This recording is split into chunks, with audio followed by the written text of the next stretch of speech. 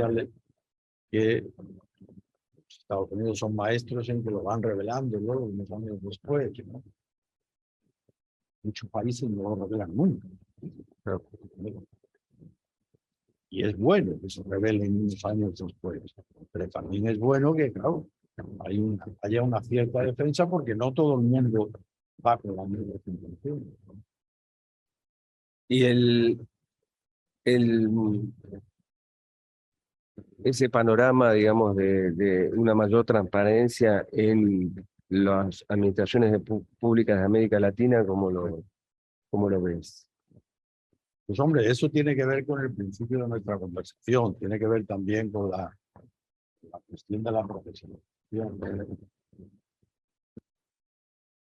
Creo que lo que es válido para los Estados Unidos, para Francia o para España, para Portugal, es válido para la República Argentina, ¿no? El ciudadano tiene derecho a conocer las razones en las que se construye un puente, desarrolla el ámbito escolar en una determinada región en beneficio o en perjuicio. La profesionalización tiene que ver, en definitiva, con poner de manifiesto cuáles son las razones y explicarlas. No solamente el anuncio político de una decisión determinada, que es lo que muchas veces hacemos. Van a hacer 400 escuelas, pues sería bueno conocer qué se hace, cuáles son los análisis, cuáles son los expertos a los que se ha consultado, cuáles son las estadísticas. Esto es la transparencia. Entonces, esto es lo que el ciudadano también muchas veces exige, el ciudadano informado, ¿no? El ciudadano, para, digamos, valorar de forma positiva o negativa la actuación de los servicios públicos. Lo válido para un país es válido para otro, más allá de cuestiones de seguridad nacional, cuestiones de este estilo que muchas veces pues, piden, buscaban o de alguna forma ocultan determinadas partes de la realidad porque se considera que puede ser negativo. Igual que, fíjense ustedes que, digamos, el mayor ocultamiento de la transparencia es en todos los países, usted que labora en el Ministerio de Justicia, el secreto del sumario. ¿Qué se hace el secreto del sumario? Porque se necesita una cierta tranquilidad para valorar los hechos en un determinado momento, y muchas de estas cuestiones están en investigación. Si todo eso se pone de manifiesto, pues obviamente usted puede impedir de alguna manera que se llegue al conocimiento de la verdad. En la decisión pública también hay algunas cuestiones que tienen relación con eso. Si vamos a construir un puente, tenemos que hacer análisis, tenemos que hacer estadísticas, tenemos que hablar con determinadas personas, tenemos que hablar con determinados inversores, tenemos que hablar.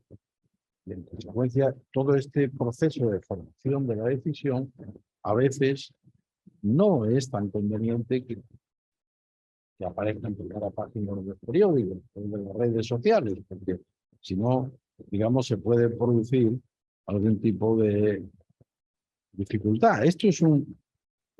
Este tipo de afirmaciones que estoy haciendo puede ser contestada. Muchas veces hay incluso instituciones políticas, ¿no?, que defienden la transparencia absoluta. Yo después de mi experiencia como gestor diría que hay determinadas cuestiones que son directamente o necesariamente expresadas públicamente, pero todo el proceso de formulación previa de la decisión a veces no es tan conveniente, porque si no el resultado puede ser... Sí, yo trabajaba en un lugar en donde a cierta información se le ponía un sello enorme que decía estrictamente secreto y confidencial. Lo sabía todo el mundo. La mejor forma de difundir la noticia era ponerle el sello de secreto. El CLAD ha desarrollado una tarea muy docente con las cartas iberoamericanas. ¿Por qué no nos hablas un poco de eso también? Sí, es decir, una de las cuestiones más conocidas del CLAD tiene que ver precisamente con esta adopción de las cartas. En los últimos tiempos nosotros hemos adoptado dos cartas, una de la ética de la gestión pública y la otra la gestión de la información. Y la verdad es que son instrumentos que normalmente son encargados a un académico, un científico, que lo trabaja durante unos meses y a continuación establecemos un proceso en el cual cada uno de los países va poniendo sus modificaciones de articulado y tantas veces, como por ejemplo, en el caso de la Carta de Innovación, pasó 8 veces por los diversos países. Y hasta que no tenemos un consenso absoluto, no es aprobado. Y el resultado es bueno, más, digamos que mejor para algunos países que para otros. Algunos países pues, casi forman parte del derecho positivo. Para otros países, lo que son es elementos, de alguna manera, que forjan o contribuyen a forjar la decisión, la norma, en su caso, correspondiente. Pero sí marcan tendencia en el sentido de que establecen una serie de prioridades, una serie de deseos, de atraer a la región latinoamericana o la región del CLAD, como quieren ustedes llamarle, estas ideas que a lo mejor en algunos casos formaban parte ya del derecho positivo, ¿no? Y en otros casos, no. Obviamente no es lo mismo. En los 24 países del CLAD, pues hay países más desarrollados, en unas materias que en otras, y hay países que están pequeños y que tienen mayores dificultades económicas y por tanto, digamos, necesitan más de este tipo de documentos. Pero para todos ellos es bueno y es, como diríamos, un impulso, un apoyo para aprobar en su momento normas o decisiones relacionadas con este tipo de materia. La carta más conocida de todos nosotros es la Carta Iberoamericana de la Función Pública, que fue la primera del año 98, que fue redactada esencialmente por Francisco Longo. Y es una carta importante de la que yo, cada vez que la releo, no quitaría ninguna coma, ¿no? Obvio. Las cuestiones tecnológicas que tienen mucho más desarrollo en los últimos tiempos, pero en todo caso, ojalá la cumpliera. Quiero decir que ojalá, y volviendo en este sentido al principio de nuestra conversación, ojalá consiguiéramos que los principios esenciales contenidos en la Carta, relacionados con la profesionalización de la función pública, estuvieran vigentes en todos y cada uno de los 24 países. Bien, y ahora, ¿cuáles son los planes del CLAD inmediatos? Bueno, ¿Sobre qué va a enfatizar, digamos? Te quedan 2 años de gestión, prácticamente un poco más de 1 año de gestión. Así que, bueno, nosotros estamos ahora, aparte de las actividades, hemos tenido un cierto parón que tiene que ver también con algunas de las preguntas que hacías con anterioridad. El parón nos ha servido también para tecnificar el CLAD. Nosotros hemos conseguido en los últimos tiempos que las webinars que hacemos hayan sido seguidas por más de 100.000 personas. Y eso es algo muy positivo. Hombre, probablemente para las personas que trabajan ese tipo de temas no sean tan determinantes, pero para las personas, estamos casi siempre a esta población chilena de Punta Arenas, ¿no? Están en Punta Arenas, no tienen tanta facilidad. Sin embargo, pueden perfectamente ver este tipo de imágenes que les pueden ayudar al desarrollo de sus actividades. Hemos tecnificado y vamos a continuar con la tecnificación. De hecho, nuestro elemento más conocido, que son los congresos anuales que celebramos, este año lo celebramos en Sucre, el año que viene el Consejo Directivo decidirá dónde, En los congresos ya lo siguen mayor número de personas desde el punto de vista virtual que presencialmente, como probablemente les esté ocurriendo en este Congreso de Administración Pública Argentina.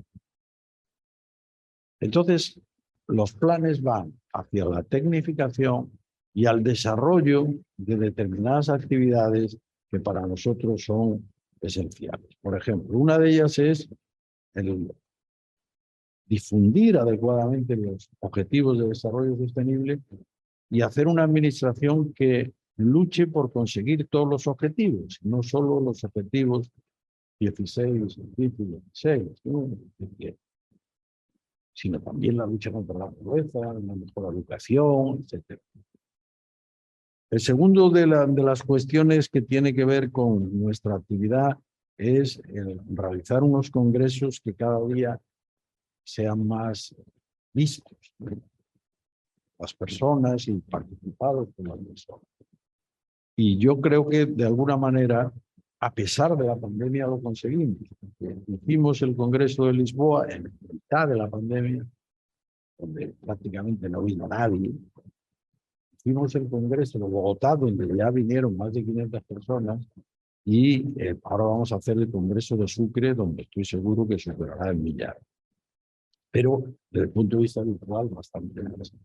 Y la tercera actividad tiene que ver con la ampliación de nuestro ámbito de trabajo. Ya no solo es la profesionalización, ya no solo son los recursos humanos, ya no solo son la cuestión de la gestión pública, sino que también nos estamos extendiendo hacia varios aspectos, por ejemplo, la igualdad de género. Vamos a hacer ahora, probablemente lo íbamos a hacer ahora en octubre, pero en Honduras se ha aplazado por los huracanes y por tanto lo vamos a hacer en febrero. Va a ser el tema de la igualdad de género, pero van a ser también otros aspectos, por ejemplo, la capacitación. Llevamos ya 8 encuentros de los diversos INAPs o escuelas de administración pública. Y otros aspectos relacionados, por ejemplo, a lo que le queremos dar el año que viene una importancia trascendental, que es el tema de la inteligencia artificial. Y no solo estas ideas que estamos señalando ahora de carácter más genérico, sino en concreto trabajar el asunto de la inteligencia artificial, trabajar los algoritmos y trabajar también la repercusión de este tipo de cuestiones en el empleo público. Bien, no sé si quiere que pasemos a las preguntas del público, así vamos matizando un poco más. Si quieren hacer preguntas, yo, mientras van pensando, le voy a hacer una pregunta que es muy importante para nosotros, porque pues sabe que los argentinos vivimos permanentemente en crisis y los próximos días van a ser de una gran incertidumbre. Entonces queremos saber quién va a ganar el Mundial, en tu opinión. Pues sobre este tema no se ha pronunciado el Consejo Directivo. A ver, siempre se dice el chiste, ¿no? Son 11 contra 11 y no se sabe por qué si terminan ganando los alemanes, ¿no? Pero yo creo que, como siempre, ¿no? Brasil estará al frente, estará Alemania, yo creo que España también estará, aunque yo creo que este año no va a ganar. Y bueno, pues, Francia, ¿no? En los últimos años, y algunos otros países. Inglaterra está bien, ¿no? Por lo menos la Premier League funciona también. Y bueno, en ese tema yo creo que ni siquiera el Papa es capaz de aceptar. No. Bueno, el Papa de San Lorenzo. Eso llevo agua para mi molino. Bueno, a ver, ya tuvieron tiempo para pensar.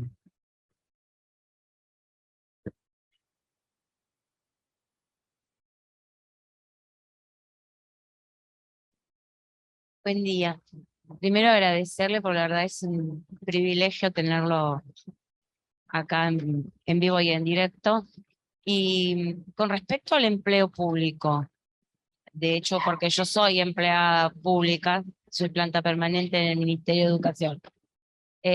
Cuando hablan de profesionalización de la administración pública, en concreto, ¿hablan de la profesionalización del empleado público o de los que gestionan? Porque ahí me quedó la duda. Que no termino de entender.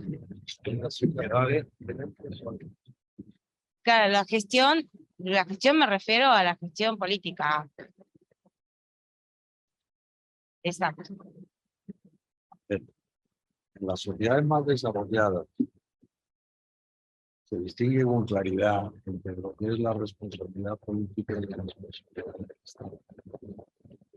La responsabilidad política corresponde a las personas electas por el pueblo, pertenecientes al partido político correspondiente, y la gestión corresponde a los profesionales que llevan al restaurante. Sí, sí. Son el cocinero, todos los camareros, las personas que limpian, que pintan. Estos son los profesionales. Son los que deben pertenecer más allá de los partidos políticos que ganan en su momento las elecciones o de los cambios de los ministros correspondientes. En derecho, que ponemos una pequeña pirámide. Sí. La parte superior es la que debe cambiar. ¿Cuál es el problema? Bueno, si cambiamos toda la pirámide, casi toda. Resultados terribles. Imagínense ustedes que en esta universidad, cada vez que cambiamos el equipo directivo, cambiamos. Eso no tiene sentido. La administración pública es así. En la administración pública, este tipo de situaciones ocurrían en el siglo XIX en toda Europa, pero a partir del siglo XX dejó de ocurrir. Y en consecuencia, tiene otros problemas. La estructura profesional, bandas, etc. Pero en todo caso, sí que hay una competencia técnica conocida, sobre todo porque hay 20 años. Noche, en la cena, sacábamos anécdotas en el sentido de conocimiento de la realidad administrativa por parte del público. Y es verdad, nosotros incluso nos ha tocado administrar o dirigir cualquier tipo de organización, tiene mucho que ver siempre la experiencia. Lo que nos han dicho es que yo quiero tener un cargo. Eso es importante. Si no, tal vez una y otra vez será aquello que está conocido, un poquito de Sísifo, ¿no? Que le sale la piedra y se caía cuando llegaba arriba al monte y otra vez hacia arriba. A ver, es el punto de nunca acabar. Porque va avanzando. Los mismos errores que cometió el anterior los comete el actual. Por eso, tener buenos profesionales, leales, experimentados, honestos, técnicamente, solucionen los asuntos es determinante para que la administración pública cumpla sus funciones, tener unos servicios públicos que funcionen.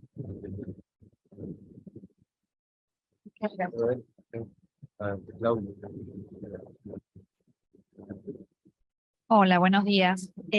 Respecto de las nuevas iniciativas que tienen sobre el tema de igualdad de género, si tenés algunas reflexiones para compartir respecto a cuáles crees que tienen que ser los desafíos de la gestión pública.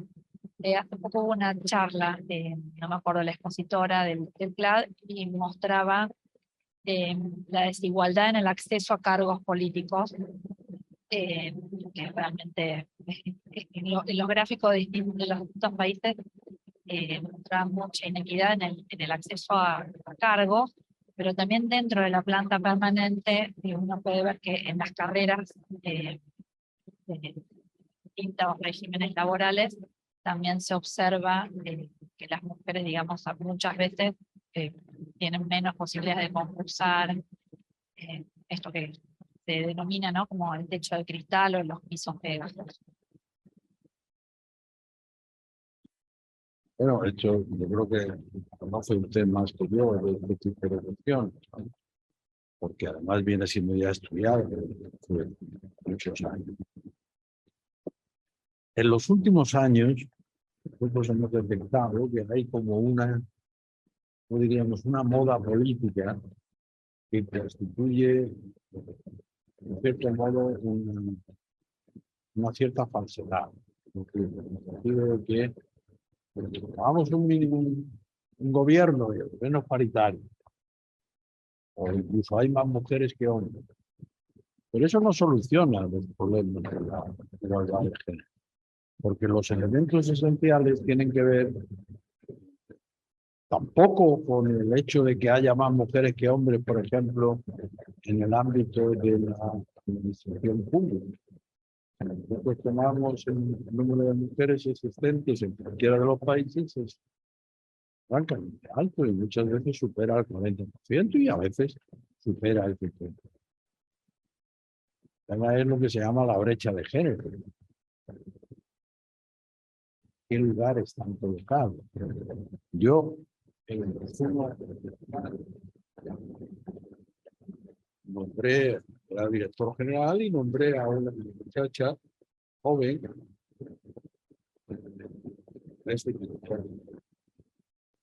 No fueron por lo menos de 5 compañeros míos que me dijeron, pero ¿cómo has nombrado a una mujer habiendo compañeros que...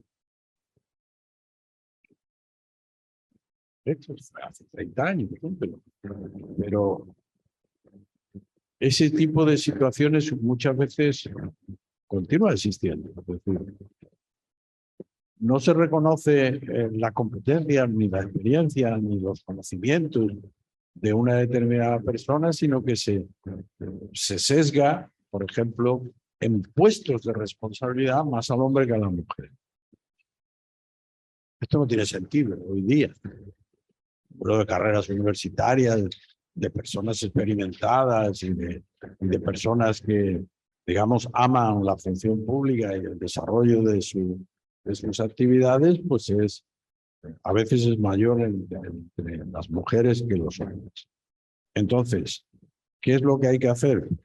Continuar con esta política de establecer normas por un lado y planteamientos en los que se vaya mostrando que el número que las mujeres lo hacen también o mejor que los hombres, ¿no? En relación con determinadas competencias o habilidades. No es la misma la situación de unos países que otros. Digamos que el planteamiento excluyente de la mujer, pues se puede ver con mayor claridad, incluso en ciertos sectores de la actividad administrativa, con claridad que otros.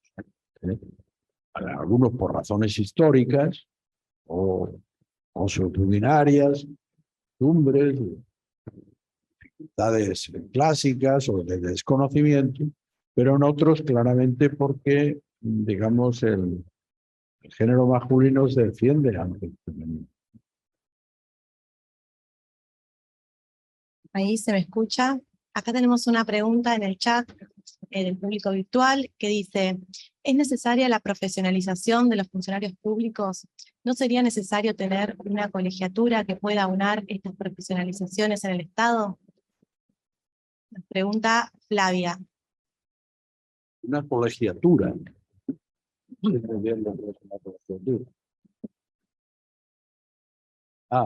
Bueno, sí, en el ámbito, por ejemplo, en los países donde existe, hablemos de Francia, hablemos de España, de Portugal, donde existen, digamos, funcionarios profesionales, ellos se gremializan, digamos, por profesiones, desde luego se defienden, proponen, exigen determinados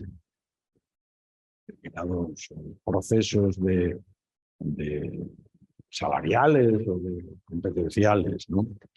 Pero también les diré otra cuestión, es decir, que cuando tenemos líderes políticos inteligentes y experimentados, les interesa muy mucho tener muy buenos profesionales a su alrededor.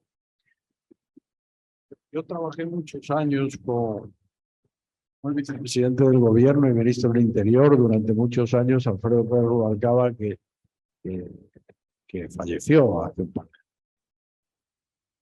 Y Alfredo Pérez Rubalcaba decía siempre que no le interesaba gran cosa que los que le rodeaban fuesen miembros del partido al que él pertenecía, porque le interesaba que fueran listos.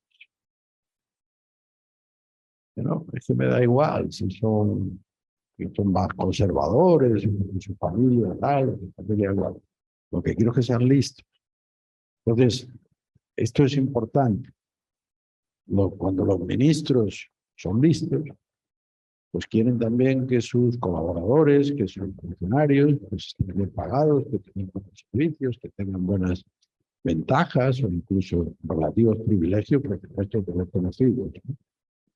En consecuencia, cuando tenemos una función pública profesional, va de suave que se autoprotejan, ¿no? Se autoprotejan y tengan digamos, unas condiciones que les coloca naturalmente en la clase media, siempre, por supuesto, exigiendo mejores salarios y mejores condiciones, como siempre, ¿no? Pero todos los colectivos lo hacen, pero en todo caso que sean unas condiciones dignas.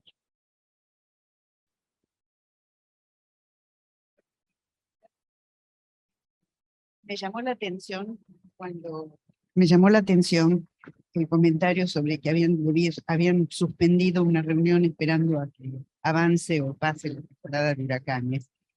Y el tema de, llamémoslo cambio climático, problemas ambientales, es un tema que no está muy tocado desde la función pública en ningún momento.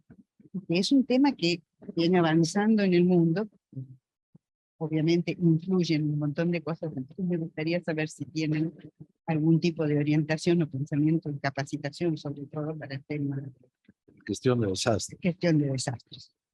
Nos lo estamos planteando. Lo estamos planteando, entre otras cosas, quizás porque este secretario general fue, entre otras cosas, el director general de Protección Civil y Emergencia. Hay otras organizaciones que lo están trabajando con ellos, ¿no? ¿Qué le ocurre al CLAD? El CLAD es una organización donde su representación de los diversos países está siempre relacionado con los ministerios de presidencia o de función pública o de recursos humanos, que no llevan estos temas.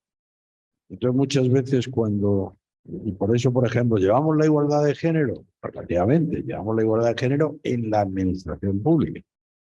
Y no llevamos la igualdad de género en toda la sociedad, ¿no? O en el empleo.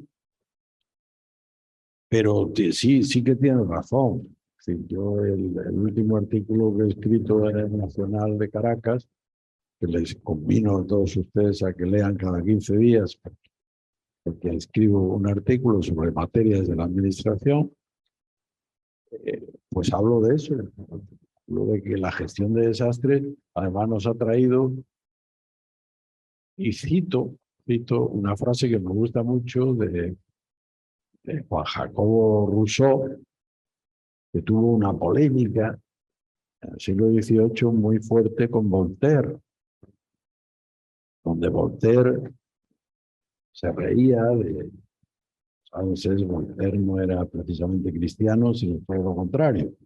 Y él se reía de que, bueno, los rezos, esto no impedían las grandes catástrofes naturales, ¿no? Y en el terremoto de Lisboa sigue siendo probablemente el terremoto peor que ha tenido la historia, pues murieron miles y miles y miles de personas, ¿no?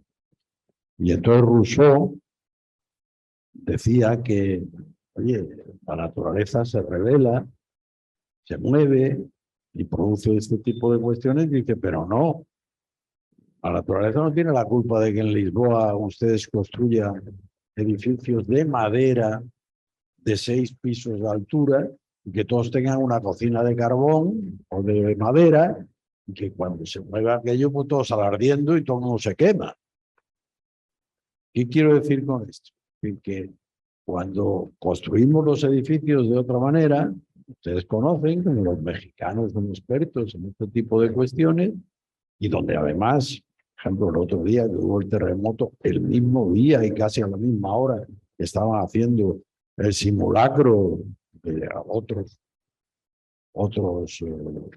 sismos, ¿no?, que se habían producido históricamente, pues los mexicanos han aprendido y hacen ese simulacro y tú vas a cualquier acto y te obligan a hacerlo y es lógico. Y entonces es un poco lo que hay que prepararse. Circunstancias, igual que aprendemos a nadar, circunstancias en las que podemos tener una cierta dificultad, pues se pueden aprender.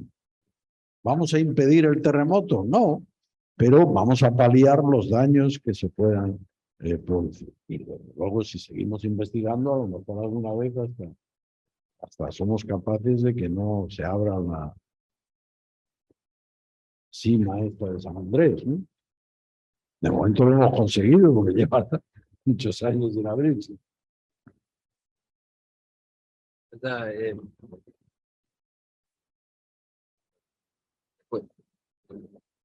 Buen día. Reflexionando al respecto de lo que han conversado y lo que han planteado en las preguntas, creo que existe un consenso generalizado al respecto de la importancia de la profesionalización.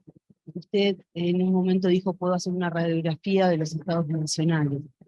A mí me queda como pregunta, como inquietud, ¿cuánto de esto podríamos pasar a los niveles subnacionales, pensando en nuestro país y en la provincia de Buenos Aires, y en la criticidad del tema, ¿verdad? Y además, preguntarle, bueno, ¿qué podríamos hacer desde ese lugar? Usted dijo, las universidades tendrían que estar involucradas en este tema, ¿qué posibilidad tendría el CLAD, quizás? Y preguntarle también si esa administración pública que se viene no debería estar pensando en personas, más allá de los géneros y más allá de los partidos políticos, si esa profesionalización a la que tantos aspiramos debería ser tan amplia y tan poco sesgada, que piense en personas. Dos cosas, los estados subnacionales y las personas. Bueno, a ver.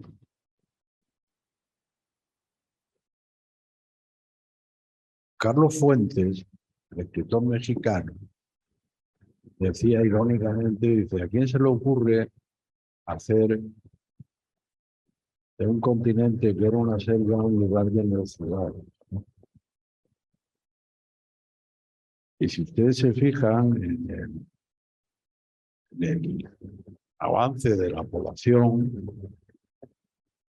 tenemos unas ciudades muy grandes, demasiado grandes, y más grandes que el año pasado, y más grandes que hace 10 años. Y todas las proyecciones dicen que en el año 2050 el 70% de la población del mundo va a vivir en grandes ciudades, y no grandes ciudades como La Plata, sino grandes ciudades de 10, 20, 30, 40 millones de habitantes. Y donde, por ejemplo, la ciudad que era razonablemente circulable, como es Lima, en este momento pues es sumamente complicada de moverse, incluso en algunos de los Miraflores, los San Isidro, como pueblos, ¿no? Pero están permanentemente atascados a cualquier hora. Y probablemente Buenos Aires pues es también una manifestación de lo mismo. Entonces, en el ámbito subnacional se generan varias cuestiones. Primera cuestión, la distancia hacia el ámbito de la decisión política, que les impide, por ejemplo, tener acceso en condiciones de igualdad a cuestiones como el Internet, la educación o los servicios públicos en general. Porque son países muy grandes. Es muy grande. Y no es Bélgica, ¿no? Todo el mundo allí muy cerquita, ¿no? Segunda cuestión.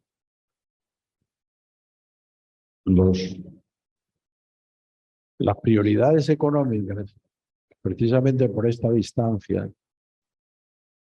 inmediatamente se lanza hacia lo que está más cerca. Lo que está más cerca es lo que rodea al gobierno central, a las grandes capitales. a los grandes núcleos de población. Y tercero,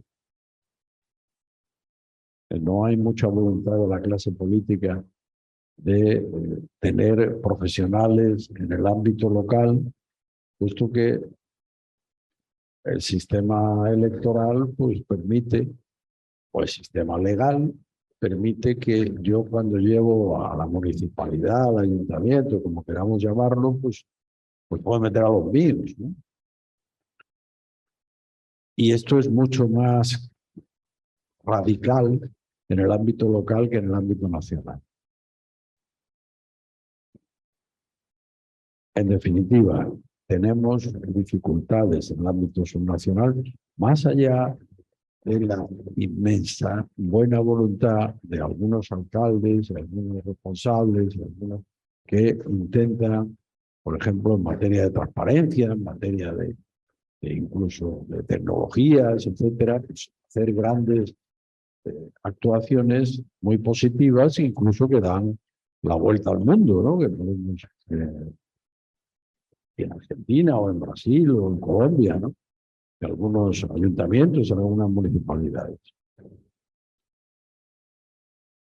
En relación con las personas, yo lo que creo es que, en definitiva, todas aquellas personas que trabajan para el servicio público tienen que tener al menos dos condiciones, ¿no? Y ser seleccionadas por mérito y capacidad, por el sistema que se considere oportuno. Pero al menos deben ser permanentes y deben de tener un salario digno. Si no son seleccionadas, si no se cumplen estas tres condiciones, el resultado de tener una buena gestión municipal es casi pura cuestión de suerte. Una que ha venido allí precisamente porque era familiar del concejal, que no sabe nada y que en definitiva no ha sido seleccionada solamente porque es del partido, de la familia, pues casi si nos presta el servicio, pues es casi una suerte, una pura carambola, ¿no? Los profesionales de la función pública deben ser protegidos, pero deben ser también exigidos, y exigidos para prestar su servicio. Seleccionados, examinados, y que nos presenten cuentas. Vamos con una preguntita del público virtual. Sebastiana pregunta, ¿se está pensando desde el CLAD la elaboración? Ahí se me escucha mejor. Acá Sebastián Piana pregunta, ¿se está pensando desde el CLAD la elaboración de una nueva Carta Iberoamericana? Son, desde mi opinión, muy importantes porque nos marcan agendas de las buenas prácticas. Y por otro lado, José María Rosquero pregunta, quería consultarle a Francisco, de su experiencia, ¿cree que la profesionalización de los funcionarios públicos forma parte de la agenda estratégica de los países miembros del CLAD? En particular, ¿considera que alguna experiencia de la región se destaca? ¿Algún caso que pueda tomarse como ejemplo de profesionalización pública en la región? A ver, en primer lugar, en la Carta Iberoamericana es probable que hagamos un esfuerzo por sacar una carta de inteligencia artificial. Pero bueno, estamos todavía valorando y esto tiene que ser presentado al Consejo Directivo, y el Consejo Directivo, que está formado por los ministros de todos los países, pues puede decidir que sí o que no, o que vamos a esperar un poco. Es, yo creo, la que se impone, ¿no? Porque, pues, digamos, el tema que, aunque con la innovación hemos trabajado algo ese tema, yo creo que se merece la pena una actuación concreta. Y en segundo tema, si está la profesionalización en la agenda estratégica, le diré que tenemos ejemplos muy positivos en la región, más allá de los europeos, ¿no? Ustedes tienen aquí a Uruguay, tienen algunos ejemplos parciales en Chile, parciales también en México, parciales y muy generales, muy extendidos en Costa Rica, con independencia de avances y retrocesos, ¿no? En Brasil, en el ámbito digamos, nacional, no en los estados federados, ¿no? Y aquí también, ¿no? Pues han tenido experiencias positivas y por lo que yo hablo con las actividades actuales, van a intentar desarrollar el tema profesional. Es un tema que siempre está en la agenda, es un tema en el que desde luego el CLAD empuja. Todos los países, al menos a nivel de declaración, firman este tipo de cuestiones, pero luego, digamos, los adelantos son, por llamarlo de alguna manera, tímidos. Una más y listo. Bueno, gracias. Bueno, lo mío son como dos preguntas y un poco de reflexión. Yo trabajo mucho con la Carta de la Función Pública, la conozco. Hacemos asistencias técnicas junto con Eli en diferentes organismos de la provincia de Buenos Aires y municipios también de la provincia. Y algo que nos pasa a veces cuando llegamos al tema de la profesionalización es que es entendida muchas veces, es recibida con miedo en algunos, sobre todo en los trabajadores estatales, ¿sí? de mandos de medios para abajo, es entendida como que es solo para profesionales, entiéndase, de carrera, y no para todos los agentes públicos. Y por un lado nos pasa eso, cuando logramos que por ahí sea tomada de otra manera, se destraba una forma de trabajo con los distintos organismos, y también nos pasa que está asociada solamente a la capacitación, como que la profesionalización es capacitación y nada más.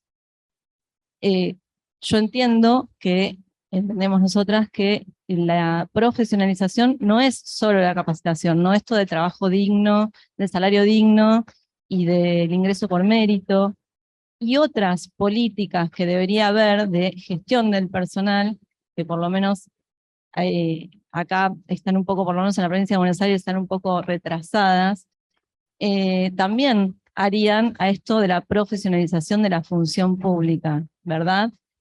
Y en este sentido me pregunto si solamente, digamos, ¿quiénes son los actores importantes en esto de la profesionalización de la función pública? ¿Solo los funcionarios que deben gestionar al personal? ¿Qué pasa con los gremios, con los sindicatos u otros organismos como, no sé, esto, la asociación nuestra, ¿no? Bueno, era eso, un poco reflexión, un poco pregunta. Bueno, yo creo que usted conoce bien la materia, mucho mejor que yo. Pero cuando hablamos de profesionalización estamos hablando de todo. Es tan servidor público el jardinero que cuida el jardín como el señor que hace los decretos o las órdenes correspondientes. Y el planteamiento de la profesionalización es de la profesionalización de todos. Y de que el requisito de la permanencia del salario mínimo y del ingreso por mérito, publicidad, transparencia, por mérito o capacidad, debe ser exigible para todos. Y eso es importante porque si ustedes tienen la posibilidad de tener un jardín, no es nada fácil tener un jardín. Hay que saber ser jardinero y hacer las cosas. En una maceta, si la riega uno y le cambia la tierra, pues más o menos tira hacia adelante. Pero tener un jardín adecuadamente, pues necesita unos conocimientos, una experiencia, un trabajo. Y lo mismo ocurre en todas y cada una de las profesiones necesarias en el ámbito de la administración pública. Por tanto, los países más desarrollados no hacen distingos en relación con las personas que más quieren cuando se trata de proyectos que van a durar solo un poco de tiempo, ¿no? Entonces sí pueden ser temporales. Pero precisamente uno de los grandes movimientos que se dan, y aquí entran las organizaciones sindicales, es precisamente por lograr que mucho de este personal temporal pase a ser personal fijo, porque se demuestra ¿Dónde saca usted que una persona es temporal y lleva 14 años de temporal, ¿no? Se supone que es personal fijo y muchas veces ocurre, ¿no? Por ejemplo, en España recientemente han hecho todo un proceso de cientos de miles, ¿no? de personas que estaban temporales. ¿Por qué? Pues porque los procesos de constricción, deuda pública, de crisis económica, pues habían hecho que las plantas de los ministerios pues no se agrandasen. Y sin embargo eran necesarios los servicios, por tanto los contrataban temporalmente. Pero claro, los trabajadores no tienen culpa de semejante tema, ¿no? Y entonces al final pues viene un proceso de hacer de las personas trabajadores indefinidos, trabajadores de servicio, ¿no? Trabajadores como funcionarios, ¿no? Los sindicatos y las asociaciones tienen un papel importante porque son los que defienden los intereses de los trabajadores y por tanto exigen medidas salariales o de otro tipo y las negocian con las autoridades, ¿no? Esto ocurre en todos los países y eso, bueno, generalmente tampoco son unos sindicatos, digamos, muy radicales, pero son sindicatos que protegen de alguna manera los intereses de sus personas. Y las asociaciones normalmente se suelen dar más bien en los ámbitos medios y altos de la función pública. Y también son absolutamente imprescindibles para captar por parte de los responsables cuáles son las ideas, los deseos, las dificultades que tienen los diversos colectivos. Bueno, estamos ya excedidos de tiempo, nos quedaríamos hablando un rato más, pero hay otras actividades que hacer, así que le vamos a dar un aplauso a Paco.